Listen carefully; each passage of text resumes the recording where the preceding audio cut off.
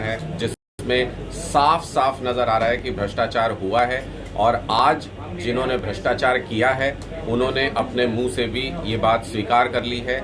हम आपको एक वीडियो दिखाना चाहते हैं जिसके बाद हम अपनी प्रेस कॉन्फ्रेंस को आगे बढ़ाएंगे ताकि आप समझ सकें कि कैसे ये भ्रष्टाचार हुआ है और किन लोगों ने किया है। संचित 120 करोड़ तो नहीं लगे 100 करोड़ 20 करोड़ वो जमा और करा दें और 100 करोड़ का पाई का हिसाब ले लें। अगर वो एक पैसे का भी कहीं मुझे दोषी साबित कर दे मिलने को मैं उसी दिन राजनीति से चला। ठीक है, तो ये आप लोगों ने सुना, आप इनको पहचानते होंगे, ये कौन हैं। आप गोहाना में सब लोग इनको जानते होंगे और लगातार हमारी पार्टी ये आरोप भी लगाती रही कि गोहाना में नगर निकाय का जो काम हुआ उसमें एक एक काम को अगर आप देखें डस्टबिन लाखों रुपए के, हजारों रुपए के पेड़ लगाए गए, वो आपने सुना होगा। यहाँ आपने राजू विरमानी जी बोल रहे थे, यहाँ आपने उनके मुंह से सुना कि उन्होंने कहा कि 122 करोड़ रुपए तो खर्च ही नहीं हुए और 100 करोड़ रुपए का वो हिसाब दे सकते हैं। इन दोनों बातों को बात ध्यान दीजिएगा। उन्होंने कहा 100 करोड़ रुपए का उनके पास हिसाब है और 122 करोड़ रुपए खर्च ही नहीं हुए। तो हम ये RTI के यहाँ पर दिखा रहे हैं जिसमें बहुत ही साफ साफ लिखा हुआ है कि 122.55 करोड़ रुपए की पेमेंट की गई है गोहाना नगर परिषद में। तो ये आप साफ साफ देख सकते हैं कि सिर्फ 100 करोड़ रुपए का हिसाब है विरमानी जी के पास और यहाँ 122 करोड़ रुपए से ज्यादा की पेमेंट हुई है। तो सीधे सीधे इसका मतलब 22 करोड़ रुपए का तो उनके पास हिसाब ही नहीं है। ये जनता का पैसा है जिसका कि कोई हिसाब किताब आज के दिन में विरमानी जी के पास नहीं है। उन्होंने कहा कि अगर मेरी बात गलत साबित हो जाए तो मैं संन्यास ले लूंगा। तो हमारी उनसे आज अपील है और पहले अपील कर रहे हैं हम, उसके बाद हम अगर हमें उनका संन्यास लेने के लिए उनके घर तक भी जाना होगा तो हम जाएंगे। हम उनसे कहते हैं कि लोगों के पैसे के साथ और गबन करना बंद कीजिए, लोगों के पैसे की लूट बंद कीजिए। आज आपका कच्चा चिट्ठा जो है वो ये खुल करके सामने आ गया है। आपके पास 100 करोड़ का हिसाब है, आपने 122 करोड़ रुपए से ज्यादा खर्च किए हैं। जो बाकी के 22 करोड़ रुपए जनता के आपने किसको दिए, वो भ्रष्टाचार किस तरीके से हुआ, उसका हिसाब दें। और साथ ही साथ अपने वचन पर, अपनी बात पर अगर रहना उनको आता है तो उनको तुरंत राजनीति से संन्यास ले लेना चाहिए। अगर वो नहीं लेंगे तो 19 तारीख को गोहाना की जनता उनको राजनीति से संन्यास दिला देगी। जगह जगह पर गोहाना में, मुझे ये जानकारी, आप लोग भी घूम करके देख सकते हैं कि गोहाना में विकास की क्या स्थिति है। जगह जगह पर ये बताया जाता है कि लाखों रुपए के डस्टबिन यहाँ पर लगे हुए हैं। ये बताया जाता है कि हजारों हजार रुपए के छोटे छोटे पौधे, पेड़ लगाए जाते हैं। इस तरीके का बहुत सारा काम, जो मार्बल है वो 50-60 रुपए का है वो 200-250 के रेट पर यहाँ पर लगाया गया। इस तरीके की बहुत सारी यहाँ पर इरेगुलरिटीज हैं। इस तरीके का बहुत सारा भ्रष्टाचार है।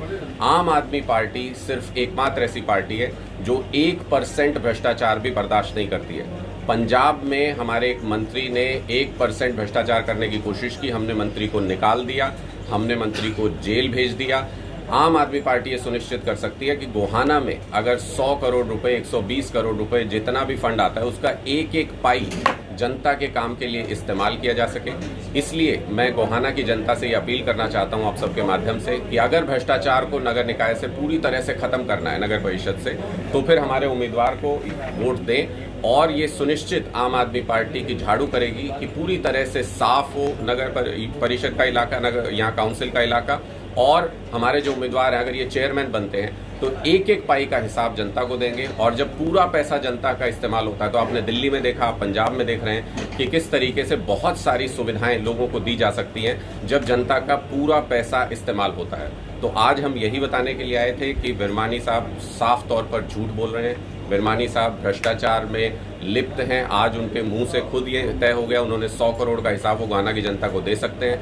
खर्च हुआ है 122 करोड़ से ज्यादा। तो 22 करोड़ का हिसाब अब गोहाना की जनता को लेना है 19 तारीख को अपने वोट के जरिए। अनुराग जी, ये जो आप आंकड़े दिखा रहे हैं ये कब से कब तक के हैं? एक साल से जो है, देखिए कार्यकाल खत्म हो चुका है। मैं आपको बता देता हूँ, 29/4/2022 को ये दिया गया और लास्ट फाइनेंशियल ईयर के आंकड़े हैं। तो ये पिछले साल जो खर्च हुआ है उसके आंकड़े हैं फाइनेंशियल ईयर के। और इसमें साफ साफ लिखा हुआ है कि नगर परिषद गोहाना द्वारा 122.55 करोड़ रुपए की अदायगी की गई है। उन्होंने पेमेंट की है, काम करने की ये पेमेंट की गई है और 100 ही करोड़ रुपए का उनके पास हिसाब है कि उन्होंने पेमेंट की है। तो सीधे तौर पर ये 22 करोड़ रुपए जनता के जो है ये भ्रष्टाचार की भेंट चढ़ गए हैं और इसका हिसाब ही गोहाना की जनता करेगी। सर, इसमें लिखा हुआ है क्या क्या काम हुआ है इसमें? 122 करोड़ इसके डिटेल में, इसी आरटीआई में डिटेल में वो कौन कौन से काम है वो पूरा डिटेल है उसका, उसके डॉक्यूमेंट्स हैं, वो आप बाद में आपके साथ शेयर करेंगे। अभी आज हम इस पॉइंट पर उनका जवाब चाहते हैं कि वो 100 करोड़ रुपए का हिसाब देना चाहते हैं। 122 करोड़ रुपए खर्च हुआ है। ये 22 करोड़ कहाँ खर्च हुआ? उन्होंने अपने घर पे खर्च किया, अपने लोगों के साथ भ्रष्टाचार में लिप्त होकर उनको बांटे। ये 22 करोड़ रुपए कहाँ गए? गोहाना की जनता के पैसे का हिसाब दें। अनुराग जी, आप आंकड़ों के साथ बात कर रहे हैं, वो एक जनसभा को संबोधित करते हुए उन्होंने 100 करोड़ का आंकड़ा बताया है। हो सकता है कि वो आपके जवाब में पूरी डिटेल के साथ आए, लेकिन जिस प्रकार से आप भ्रष्टाचार की बात कर रहे हैं कि भ्रष्टाचार हुआ है, ये किस बिना पे कह सकते हैं? ये इस बिना पर कह सकते हैं कि आप गोहाना में अगर 100 करोड़ रुपए जिसकी उन्होंने बात की, अगर 100 करोड़ रुपए भी लगता तो गोहाना में दिखता। आप लोग चारों तरफ गोहाना में घूमते हैं, आपने जो बदतर हालत है गोहाना की वो देखी होगी। किसी भी तरीके से जो परिषद का पैसा है वो गोहाना में सही तरीके से इस्तेमाल नहीं हुआ। ये जानकारी हमारे पास भी है, आप भी पुख्ता कर सकते हैं, नहीं तो आने वाले समय में हम रिलीज भी करेंगे कि कैसे 50 रुपए की चीज 250 रुपए में खरीदी गई, कैसे कुछ 100 रुपए की चीज लाखों रुपए में खरीदी गई। जो डस्टबिन खरीदे गए थे लाखों रुपए के, वो कहाँ है? कूड़ा तो आज भी सड़क पर ही पड़ा हुआ है गोहाना के अंदर। तो ये बहुत सारी चीजें ऐसी हैं जिनसे साफ नजर आता है कि भ्रष्टाचार हुआ है। आज उन्होंने अपने मुंह से ये स्वीकार कर लिया, वो किसी जनसभा में नहीं बोल रहे थे, वो मीडिया से बात करते हुए ये बात कह रहे थे और पूरे दावे के साथ ये कह रहे थे कि हमें जानकारी नहीं है, आरटीआई लगानी चाहिए। तो हमने तो उन्हीं की डिमांड को पूरा करते हुए आरटीआई आपके सामने रखी है, जिसको वो कह रहे थे कि आरटीआई लगाते तो शायद वो सच मान लेते। तो आज मान लीजिए सच, ये आरटीआई हमने लगाई, जिसके जवाब में सरकार ने ये हमें जवाब दिया है कि इतना पैसा लगा है। तो मुझे लगता है कि इसमें कोई संशय की गुंजाइश नहीं है। कोई बात पुख्ता तौर पर हम इसीलिए कह रहे हैं क्योंकि वो साफ नजर आ रहा है और गोहाना के लोगों को भी नजर आ रहा है। और रेस से वो बाहर है, बौखलाहट नजर आ रही है कि किस तरीके से अगर हमने ये आरोप लगाया तो इसका जवाब देना और इस तरीके से देना, ये अपने आप में बताता है कि वो पूरी तरह से बौखलाए हुए हैं इस तरीके के आरोपों से और उनके पास अपनी सफाई में कहने को कुछ है नहीं। अनुराग जी, आप भ्रष्टाचार की बात करते हैं। आज़ादी के आज तक बहुत सारी पार्टियां हैं जो भ्रष्टाचार खत्म करना चाहती हैं, आप वहाँ को भ्रष्टाचार मुक्त करना चाहते हैं, लेकिन सतेंद्र गुप्ता के ऊपर अभी कुछ दिन पहले ही आपके दिल्ली में आरोप लगे हैं, क्या कहना चाहिए? 38 विधायकों पर, सत्येंद्र जैन जी की आप बात कर रहे हैं, 38 विधायकों पर दिल्ली के अंदर अलग अलग मामलों में दिल्ली पुलिस ने, केंद्र सरकार की तमाम एजेंसियों ने, तोता कह लीजिए, कबूतर कह लीजिए, जो भी उनके हैं, उन्होंने 38 विधायकों पर केस दर्ज किए, उसकी जांच की। हमारे पास दिल्ली की पुलिस नहीं है, केंद्रीय एजेंसी नहीं है, वो सारी एजेंसियां हमारी विरोधी पार्टियों के पास हैं। उन्होंने जम करके जांच की उन सारे मामलों में और उसके बाद उनमें से 36 विधायक कोर्ट से बाइज्जत बरी हो चुके हैं। 2 का मामला अभी लंबित है, चल रहा है। जितने भी मामले केंद्र की एजेंसियों ने या विरोधियों की एजेंसियों ने लगाए, वो सारे के सारे मामलों में क्लीन चिट लेकर के हमारे सभी नेता बाहर आए हैं। सत्येंद्र जैन जी के मामले में भी उनके घर से 2 लाख कुछ रुपए वहां से बरामदगी ईडी को हुई, जो कि उनके घर के खर्च का पैसा था। और उसको बीजेपी वालों ने जिस तरीके से कि इनके किसी जानकार के यहाँ से सोना मिला, इनके किसी जानकार के यहाँ से इतनी बरामदगी हुई, वो दिखाने की कोशिश की, जबकि अपनी ही रिपोर्ट में ईडी ने लिखा कि सिर्फ 2 लाख रुपए उनके घर से मिले। और ईडी ने कोर्ट के अंदर ये कहा कि अभी तक सत्येंद्र जैन को उस मामले में अभियुक्त नहीं बनाया गया है। तो ये केंद्र की एजेंसियां हैं जो हमको क्लीन चिट देती हैं, जो हमारे कैरेक्टर का सर्टिफिकेट देती हैं और ये बताती हैं कि सिर्फ आम आदमी पार्टी है जो भ्रष्टाचार नहीं करती है। ना हमारे नेता किसी दबाव में आते, ना हमारे नेता बिकते, ना क्रॉस वोटिंग करते। आपने देखा होगा हाल ही के राज्यसभा चुनाव में कि इस तरीके के मामले, इस तरीके की फाइलें केंद्र के पास थी, जिसकी वजह से कि क्रॉस वोटिंग करके और कांग्रेस का वहां पर राज्यसभा में चुनाव, उनका कैंडिडेट हार गया। तो ये सारी चीजें आप देखते हैं, हमारे नेताओं के साथ ऐसा नहीं होता है। वो सिर्फ इसलिए नहीं होता है कि वो कैरेक्टर से क्लीन है। 1 पैसे की भी हमें भ्रष्टाचार बर्दाश्त नहीं है, हमारे शीर्ष नेतृत्व बर्दाश्त नहीं करता है। और इसलिए पूरी आम आदमी पार्टी सिर्फ एकमात्र गारंटी है कि हम कट्टर ईमानदार पार्टी है। अगर नगर परिषद में आते हैं, जो कि अब बहुत हद तक गोहाना की जनता जिस तरीके से सपोर्ट दे रही है वो नजर आ रहा है, तो गोहाना नगर परिषद भी पूरी तरीके से क्लीन होगा। यहाँ पर किसी तरीके का भ्रष्टाचार नहीं होगा। सिर्फ एकमात्र गारंटी हम ये लोगों को दे रहे हैं। इसके साथ बाकी सारी गारंटियां जुड़ी हुई है। नाली का काम हो, सीवर का काम हो, पार्क का काम हो, किसी कंस्ट्रक्शन का काम हो, वो सारा काम बहुत अच्छे से तभी हो सकता है जब भ्रष्टाचार ना हो। लेकिन बीजेपी के नेता कह रहे हैं कि पंजाब और दिल्ली के मुद्दे अलग थे, हरियाणा का मुद्दा अलग है। हरियाणा में आम पार्टी का कोई वजूद ही नहीं है। एक मुद्दा जो पूरे भारत में एक जैसा है वो है भ्रष्टाचार। अगर हमने भ्रष्टाचार खत्म कर दिया, जनता के पैसे का सही इस्तेमाल कर लिया, तो सारी सुविधाएं जो दिल्ली में दी, पहले कहते थे पंजाब में नहीं दे पाएंगे, तो हमने पंजाब में भी बिजली फ्री कर दी, हम पंजाब में भी पानी फ्री करने जा रहे हैं। हम सारी वो चीजें जो हम दिल्ली में की हमने, वो सारी मोहल्ला क्लिनिक हम वहां पर 75 अभी इनॉग्रेशन करने जा रहे हैं, तो सारी वो चीजें कर रहे हैं पंजाब में भी। और सिर्फ इसी वजह से कि भ्रष्टाचार नहीं है, वो पैसा जनता का बचाते हैं और उसको लगाते हैं। अगर इनको लगता है कि हरियाणा में हमारी ताकत नहीं है तो बौखलाए क्यों है? हमारे सवालों के जवाब में अटपटे आंसर क्यों देते हैं? तो मुझे लगता है कि ये सब इस वक्त, पहले बीजेपी जेजेपी ने कहा कि हम मिलके लड़ेंगे, फिर कहा कि अलग अलग लड़ेंगे, फिर इनको लगा अलग अलग लड़ेंगे तो आम आदमी पार्टी से हार जाएंगे, फिर दोनों एकजुट हो गए मिलके लड़ेंगे। पहले का सिंबल पे लड़ेंगे, फिर बोले नहीं सिंबल पे नहीं लड़ेंगे, फिर बोले हाँ सिंबल पे लड़ेंगे। ये बौखलाए हुए हैं पूरी तरह से, ये लड़खड़ाए हुए हैं। इनको समझ नहीं आ रहा है कि करना क्या है। क्यों? क्योंकि लोगों को अब एक क्लीन पॉलिटिक्स का एक आइडिया मिल गया है, जो कि स्टेट बाय स्टेट वो लगातार अपना रहे हैं। हरियाणा की अगली बारी है। अरविंद केजरीवाल की बात करें, फर्स्ट में थीम मनाता हूँ, मैंने ये बोला था नहीं हम सरकारी कोठी लेंगे, नई गाड़ी लेंगे। सरकारी कोठी भी ले ली, दो भी ले ली, कई करोड़ों रुपए का वो सरकारी कोठी ऐसी बनने जा रही है, वहाँ पे स्विमिंग पूल बनने जा रहा है। अरविंद केजरीवाल जी ने पहले दिन से ये कहा था। पहली बात तो ये नहीं कहा था कि सरकारी कोठी नहीं लेंगे, उन्होंने कहा था कि जितनी जरूरत है उससे ज्यादा बड़े बड़े बंगले नहीं लेंगे, बड़ी बड़ी गाड़ियां नहीं लेंगे। तो वो आज भी अपनी बात पर कायम है। जो उनके कर्तव्य के निर्वाह के लिए जो चीज जरूरी होती है उतना लेते हैं। यहाँ इस तरीके से नहीं कि हरियाणा में मुख्यमंत्री के पास एक हेलीकॉप्टर है, दूसरे का और ऑर्डर कर दिया, तो वो पैसा जनता का पैसा है। और अरविंद केजरीवाल हमेशा से मानते आए हैं कि अगर वो सरकारी सुविधाएं ले रहे हैं तो वही सारी सरकारी सुविधाएं जिसमें बिजली फ्री मिले, जिसमें पानी फ्री मिले, जिसमें लोगों को बेसिक सुविधाएं मिले, वो सारी सुविधाएं आम जनता को भी दे सके। तो एक लाइन में उनका वादा हमेशा ये रहा है कि जो भी नेताओं को मिलता है वो सारा मैं अपनी जनता को दूंगा। सर एक स्विमिंग पूल बन रहा हो, काफी कई करोड़ रुपए में मिल रहा है। कहाँ पर? दिल्ली में। आप देख के आए? मैं तो बहुत बार गया हूँ उनके घर पे, मैंने तो नहीं देखा। सुनी सुनाई बातों पे यकीन नहीं करें। गोहाना के लिए आपका क्या विजन है? जी, गोहाना के लिए आप लोगों का क्या विजन है? कोई घोषणा पत्र जारी करेंगे क्या? जी बिल्कुल।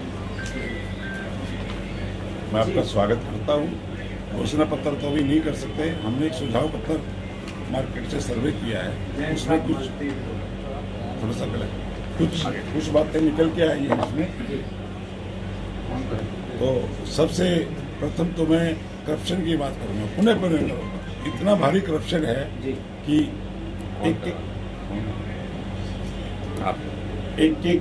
गली से, एक कोने से, एक पार्क से, वो कहते हैं ना हवा में भी करप्शन है। मतलब असहनीय है, वेदना है, पीड़ा है। लोग कहते हैं इतना पैसा खा गए। आज सुबह की बात है, 6:30 बजे हम कानपुर मोड़ पे एक पार्क में थे, 300 आदमी थे। वो कहते हैं बेटा एक बाबा हाथ पकड़ के ले गया, बोला बेटा ये पत्थर है ना, कोना टूटा पड़ा उसका। बोला कितने रुपए फुट का होगा? 60-70 रुपए ग्रेनाइट, जबकि ग्रेनाइट की रिक्वायरमेंट नहीं है वहाँ पे। देखो एक तो लगना नहीं चाहिए, वो लगा दिया, और लगा दिया ओवर प्राइस, 300 रुपए उसका चार्ज किया। और जो गिरवाणी जी कह रहे हैं 100 करोड़ रुपए खर्च करे, उसमें भी 60 करोड़ रुपए खा रखे हैं। वो 100 करोड़ रुपए खर्च नहीं हुए। पहले तो 122 के बदले 100 कह रहे हैं 122 करोड़ का भुगतान किया गया कमेटी द्वारा। और अब कहते हैं कि 100 करोड़ का भुगतान डायरेक्ट 22 करोड़ तो वैसे ही लूप में चले गए। किनको दिए, कहाँ गए, भगवान जाने। अब जो 100 करोड़ का जस्टिफिकेशन देने में हिसाब दूंगा तो लोगों को फिर हम बताएंगे भी 100 करोड़ का जो हिसाब है उसमें भी गड़बड़ है, उसमें भी घोटाला है, उसमें भी करप्शन है। मैं इस आपके माध्यम से उनको एक वो करता हूँ, आह्वान करता हूँ कि पहले 100 करोड़ का पटल पे रखें कि 1 मिनट का काम है, एक बटन दबाओ 100 करोड़ की डिटेल आ जाएगी और जनता में बांट दे, वोट मांग ले।